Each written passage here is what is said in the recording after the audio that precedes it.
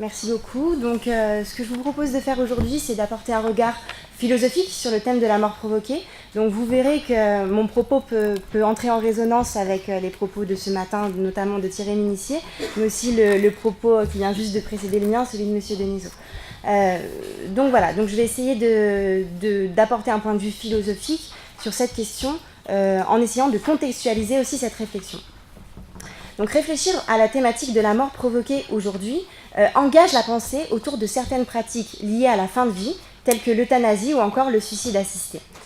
Si ces dernières pratiques font débat aujourd'hui dans notre société actuelle, tant du point de vue d'une société que l'on pourrait dire grand public, mais aussi du point de vue d'une société que l'on pourrait dire politique, souvent et peut-être parfois trop dans une volonté partisane ou idéologique, la première remarque que je vais faire aujourd'hui, c'est que mon propos n'aura pas vocation à défendre un pour ou contre l'euthanasie, un pour ou contre le suicide assisté, mais a plutôt vocation à creuser le sens de cette thématique, de cette expression mort provoquée. En effet, la mort provoquée engage indéniablement une réflexion plus large qu'une simple posture binaire qui se réduirait à « êtes-vous pour ou contre l'euthanasie ?» Effectivement, il y a une réflexion de fond qui se doit d'être menée sur cette question de la mort, et en l'occurrence ici de la mort provoquée, avec quand même cette idée sous-jacente que la mortalité ne cessera pas de nous questionner. La mortalité ne cessera pas de provoquer une réflexion. Et c'est une idée finalement qui apparaît notamment chez le philosophe Jacques Ricot, qui s'est beaucoup positionné sur la fin de vie.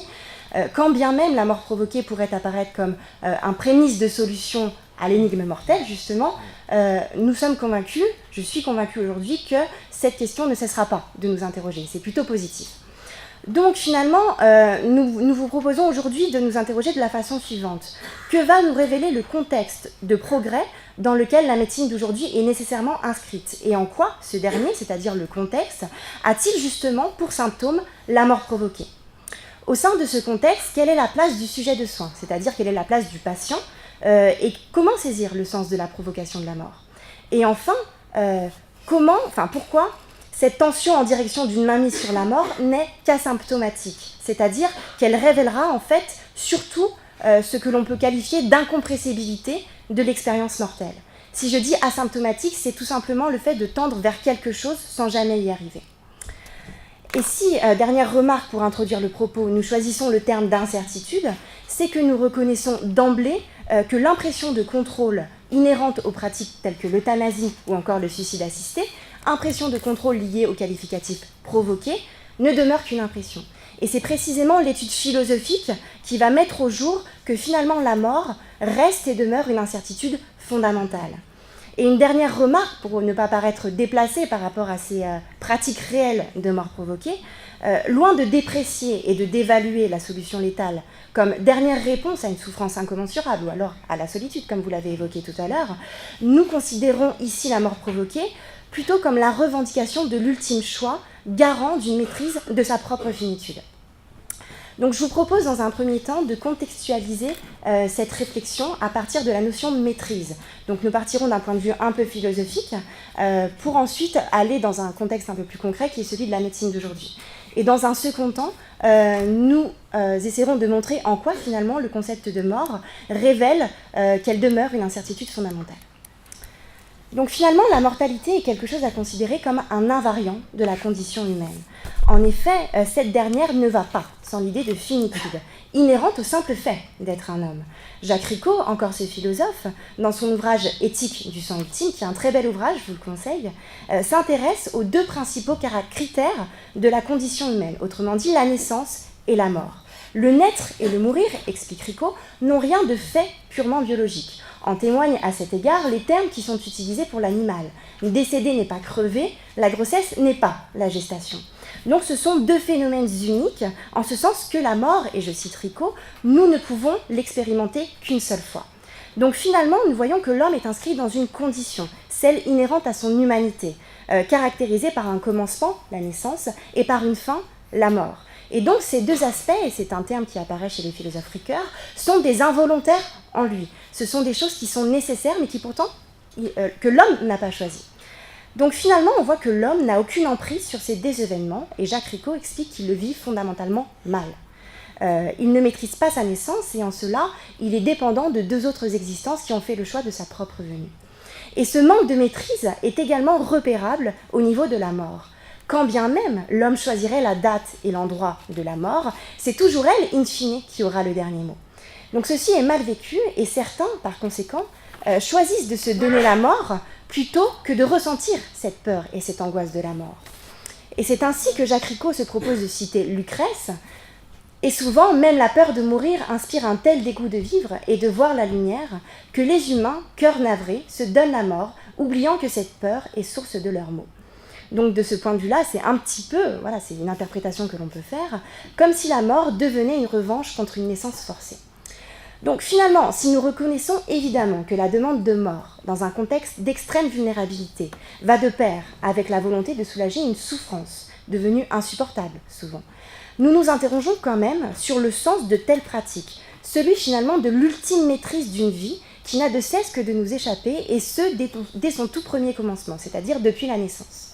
Ainsi, provoquer la mort, c'est-à-dire avoir un impact réel sur ce qui est censé refléter le plus la naturalité de notre humanité, autrement dit le fait qu'elle doive cesser, tout simplement, n'est-il pas le signe que l'homme cherche à contrôler le tout de son existence, qu'il cherche à avoir le dernier mot sur le naturel qui, normalement, est censé le surplomber? C'est une question que je pose. Donc finalement, à partir de là, comment le contexte de la médecine d'aujourd'hui semble, si ce n'est lui donner raison, l'encourager dans cette idée que l'homme peut tout, qu'il peut beaucoup, voire peut-être tout. Donc, revenons à un aspect plus concret. De quelle médecine parlons-nous quand nous parlons de maîtrise? À partir des années 60, là je m'appuie un petit peu sur un ouvrage de bioéthique, qui est celui de Guy Durand, Introduction à la bioéthique, la médecine moderne connaît de réels progrès, élargissant considérablement ses limites et requestionnant ainsi de façon indirecte l'horizon de sa pratique. Le modèle biomédical, qui est le modèle dans lequel est inscrite la médecine d'aujourd'hui, se caractérise notamment par le fait qu'il essaie d'évincer au plus qu'il est possible la notion d'équivoque et donc la notion d'incertitude, cherchant ainsi un idéal d'objectivité et de rationalité. En témoigne un petit peu l'évidence-based medicine. Et donc la rationalité instrumentale est caractéristique du modèle biomédical et de la médecine d'aujourd'hui, et notamment caractérisée par une forte présence technologique et technique. Donc on a une médecine qui s'est transformée, qui est devenue neuve, en raison de la forte présence technologique. Un plus grand nombre de maladies se soignent et se soignent mieux, on fait des progrès en anatomie, on arrive à classifier les maladies, bref, on a une théorie de la médecine qui progresse. Et donc nous sommes ainsi les témoins d'une médecine qui est portée par des capacités techniques surprenantes, faisant par là même émerger des questions nouvelles, celles autour du mourir et de la mort provoquée étant des questions nouvelles. Donc finalement, la biomédecine ouvre le champ à un certain nombre de possibles qui jusque-là ne relevaient pas de l'initiative humaine, si vous voulez. Donc cette maîtrise qui est présente dans la médecine que nous évoquons maintenant est visible dans le domaine de la fin de vie, où notamment on assiste à une pathologisation du vieillir avec sa médicalisation, voire peut-être même dans certaines situations sa surmédicalisation. On voit des progrès qui sont effectués dans la médecine de réanimation, avec toutes les thématiques de maintien artificiel de la vie. Donc finalement, nous avons des progrès fondamentaux, fabuleux, et nous ne remettons pas en question ces progrès, puisqu'ils apportent beaucoup de choses, mais qui par là même viennent interroger des fondamentaux en l'homme, dont celui du mourir. Donc finalement, la médecine apporte une nouvelle lecture sur la mort, celle de pouvoir avoir un impact sur elle, cette dernière induisant de nouvelles pratiques.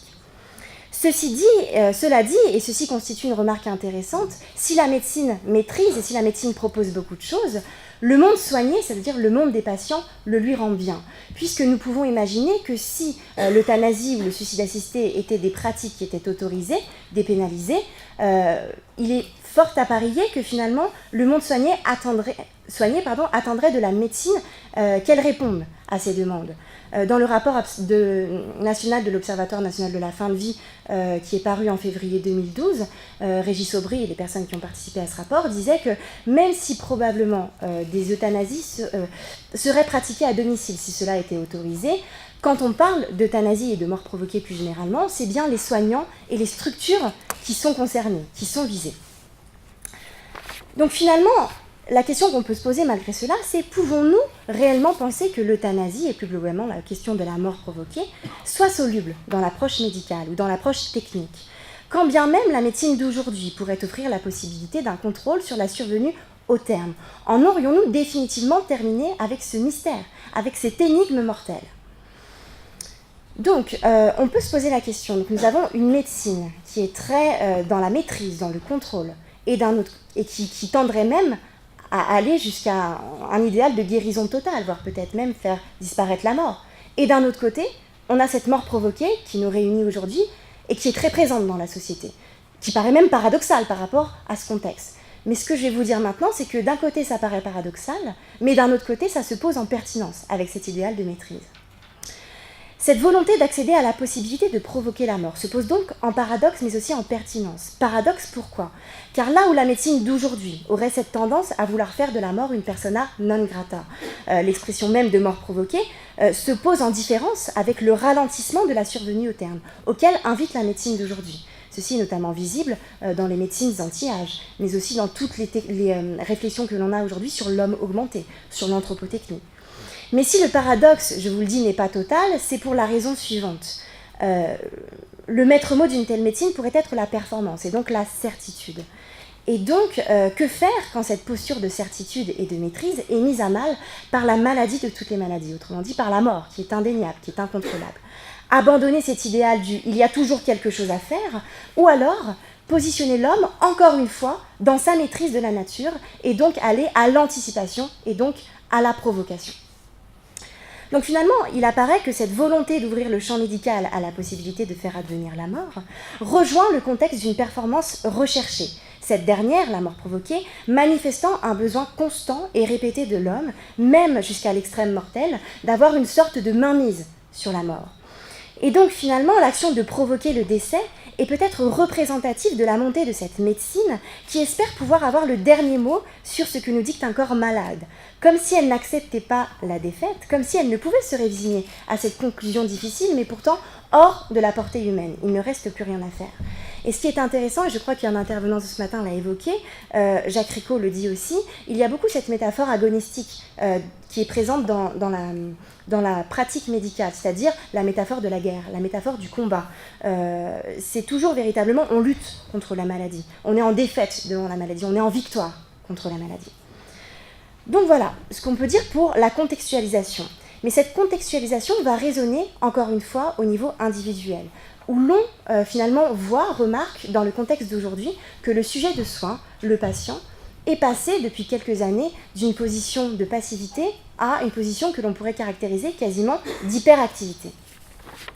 Effectivement, donc à partir des années 60, et Durand effectivement l'exprime bien, il y a des changements sociétaux qui voient le jour, c'est-à-dire qu'il y a une revendication assez forte, assez marquée, en faveur des droits individuels. Et ceci va résonner dans la sphère médicale, mettant ainsi fin à ce que l'on connaît sous le nom de paternalisme médical.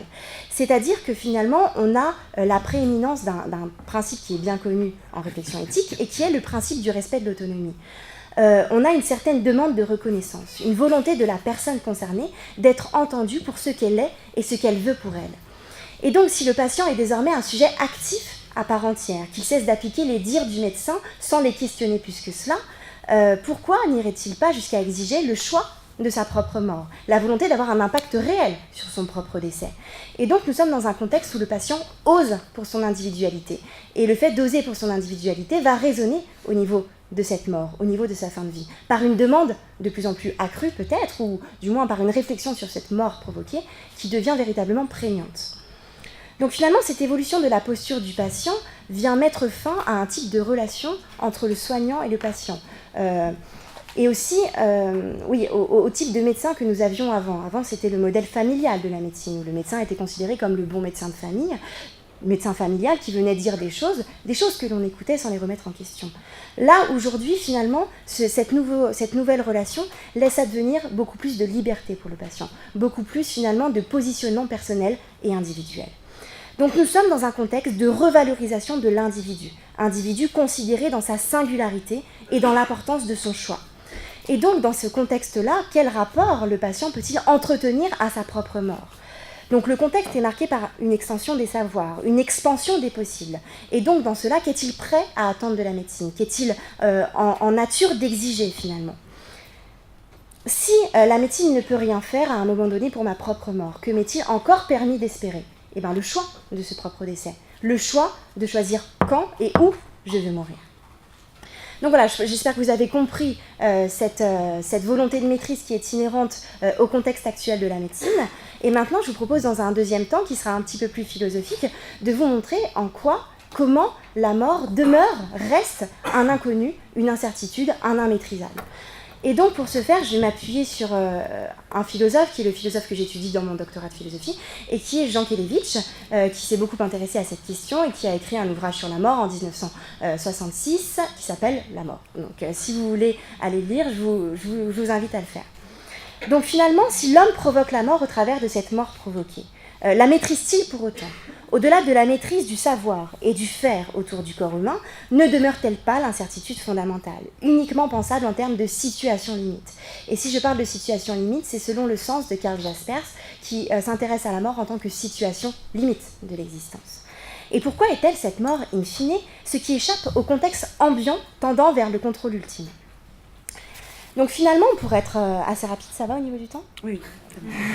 Pour je être... pas, hein, d'accord. C'est bon. La première remarque que va faire Jean Kelevitch dans son ouvrage intitulé « La mort » est une remarque qui finalement est non problématique et qui pourrait arrêter la réflexion si on s'arrêtait à cette remarque. Effectivement, Jean Kelevitch va placer dans un premier temps la mort du côté du non problématique. Effectivement, la mort n'est pas, a priori, un problème philosophique. D'accord ? Pourquoi ? Il explique simplement qu'elle est d'abord un problème biologique, un problème scientifique, administratif. Un médecin sait pourquoi son patient va décéder biologiquement parlant, il va le comprendre.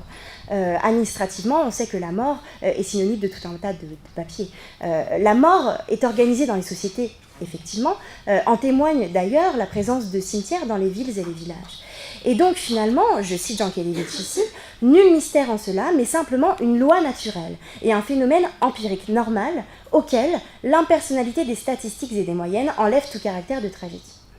Mais vous l'avez compris, on ne peut s'arrêter à cette première remarque, puisque finalement, quand on regarde d'un peu plus près la mort, elle nous donne à voir deux exigences contradictoires, deux évidences contradictoires, pardon. Premièrement, la mort est peut-être un phénomène objectif, un phénomène qui peut même s'accomplir sous nos yeux, et donc un phénomène qui peut être considéré comme familier. Mais d'un autre côté, la mort est un mystère. La mort est une énigme, et donc possède des dimensions métempirique. Si je dis métempirique, c'est tout simplement le contraire d'empirique. Et peut-être parfois même pas de dimension du tout. Donc finalement, ce que l'on peut comprendre, et c'est de cette manière que je vais caractériser l'incertitude de la mort implique un paradoxe. D'un côté, elle est un phénomène situable de façon spatio-temporelle. La mort relève du loi naturel. Mais d'un autre côté, elle est un phénomène, quelque chose de l'ordre du phénomène qui est démesuré et incommensurable par rapport à tous les autres phénomènes que l'on peut connaître dans notre existence. Mais si l'on connaît ce caractère objectif de la mort, cette loi de la mort, alors pourquoi la surprise ou finalement le choc demeure-t-il toujours entier quand la mort arrive ? Et là, je me permets de citer Eugène Ionesco dans une pièce qui s'intitule « Le roi se meurt ». Tout le monde est toujours le premier à mourir. C'est-à-dire que de la mort, il y a toujours de la nouveauté à créer à son égard. La mort est toujours neuve. Même si la mort est le reflet d'une loi naturelle et d'une loi générale, scientifique en ce sens-là, elle est toujours quelque chose qui est de l'ordre de la nouveauté. Et donc finalement, c'est toute l'ambivalence que l'on peut reconnaître entre l'empirique, qui met la mort du côté de l'objectif et de la loi naturelle, et le métempirique, qui met la mort du côté de l'énigme et finalement du subjectif. Et donc, on peut savoir que l'on meurt du point de vue de la connaissance, sans pour autant y croire. Et finalement, ce paradoxe, si vous voulez, résonne dans une distinction que fait Jean Kelevitch entre la connaissance de la mort et la conscience de la mort. Et cette conscience de la mort va plus du côté subjectif, et il la définit comme quelque chose de brutal. C'est-à-dire que dès lors que l'homme prend conscience qu'il va mourir, il est dans une posture de choc. Cette conscience de l'avoir à mourir, qui passe notamment par la mort des proches, par la mort des autres qui l'entourent, est quelque chose qui relève de la brutalité pour lui. Et cette violence de la prise de conscience de la mort se caractérise par trois choses chez Jean Kelevitch. L'effectivité, l'imminence et le concernement personnel.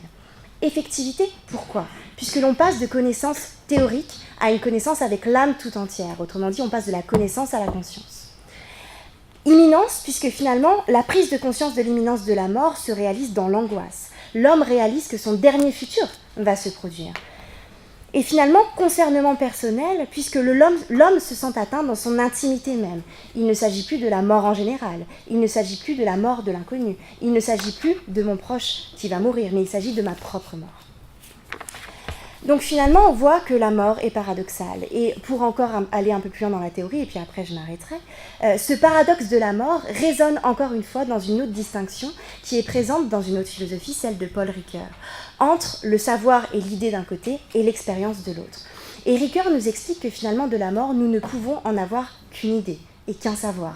C'est-à-dire que nous ne l'expérimentons jamais, puisque dès lors que la mort se produit, il n'y a plus de vie. Et donc on ne peut pas, à proprement parler, avoir une expérience de la mort. Et donc ce paradoxe se comprend une fois de plus dans cette ambivalence. Donc finalement, pourquoi incertitude ? Puisque d'un côté, l'objectivité de la mort nous pousse à la considérer comme la plus grande des certitudes. Si je sais au moins une chose, c'est que je mourrai. Mais d'un autre côté, cette certitude va ouvrir vers une incertitude fondamentale, la conscience de la mort, l'énigme mortelle. Et il me semble, je ne sais pas si vous êtes d'accord, que finalement ce qui compte quand on parle de la mort provoquée, et quand on parle de la mort d'un patient, c'est bien ce ressenti subjectif de la mort. On ne va pas penser à la mort comme une loi générale. De toute façon, je suis un cas de cette loi générale, donc pourquoi s'en faire ? Non, ce n'est pas ça dont on parle. Donc finalement, l'apprentissage scientifique de la mort, objectif, neutre, certitude en cela, n'apprend jamais grand-chose sur la mort propre, sur la mort intime, qui en reste finalement au statut d'une grande inconnue mystérieuse, l'X de l'équation jamais résolue. La mort fait se confronter à celui qui veut s'y intéresser à un mur totalement opaque. Donc je conclurai de la façon suivante. Si la mort provoquée apparaît comme le symptôme d'un monde aussi bien médical qu'individuel, qui rêve de pouvoir étendre son pouvoir de maîtrise jusqu'à la mort même, il semble que l'énigme relative à la finitude de l'être ne saurait se résoudre dans cette aspiration à vouloir avoir sa part de causalité dans la mort, dans la survenue au terme. Ainsi, cette volonté d'inclure la possibilité de provoquer la mort dans le champ de l'activité médicale, ou plus généralement du soin, ne peut prendre complètement part à cette dynamique d'un contrôle maximal. Et donc, pour faire une petite ouverture et pour conclure un peu comme mon collègue finalement, si le mystère de la mort est évident, et vous avez compris pourquoi, cela ne doit pas pour autant mener à un fatalisme, à un scepticisme, qui consisterait à dire de toute façon c'est un mystère, alors pourquoi s'embêter à la penser ? Pourquoi s'embêter à réfléchir dessus ? Non, au contraire, ce constat-là doit aiguiser encore plus le sens de la singularité de cette période-là de la vie, le sens de l'individualité, et le fait de produire du général. Un général qui pourrait passer par une loi, par exemple, pourrait avoir pour risque, ou ça dépend les modalités, de manquer la spécificité de telle situation, de manquer la spécificité de la fin de vie tout simplement. Et donc, finalement, ce que l'on peut dire, c'est que le réel défi est alors de savoir comment activer une prise de conscience qui est quasiment éthique sur le fait que les questions de fin de vie ne sont pas solubles dans le seul positionnement idéologique, ou même médical, ou encore politique. Comment arriver à cette prise de conscience-là ? Merci beaucoup.